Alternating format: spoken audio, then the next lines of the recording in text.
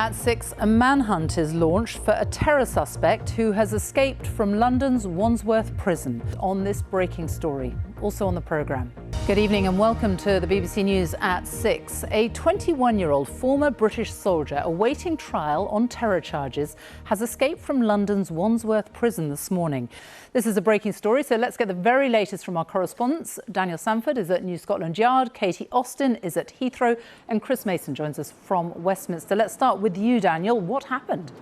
Thank you. Katie Austin at Heathrow. It is having an impact, though, isn't it, on ports and airports? Let's talk to Chris Mason in Westminster. This is very rare, particularly for terror suspects. What's the government saying? Scientists in Israel say they have grown an entity that closely resembles an early human embryo without using sperm, eggs or a womb. James Gallagher there. The government has published the list of schools in England affected by so-called crumbly concrete.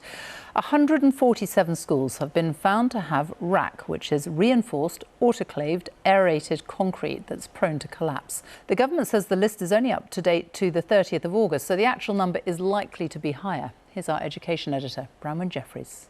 The BBC has been sent a video of the father and stepmother of Sara Sharif, the 10-year-old girl found dead at a house in Woking last month, in which they claim they're willing to cooperate with British police. It's a short video and the couple focus mainly on the circumstances they now find themselves in. Here's our Pakistan correspondent, Caroline Davis. Now, this Saturday could prove to be the UK's hottest day this year, with temperatures expected to peak after this week's mini heatwave.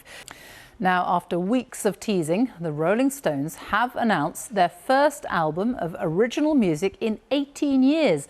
Called Hackney Diamonds, it will feature guest appearances from Paul McCartney, Elton John and Stevie Wonder. Time for the weather now with Chris Fawkes. Hello.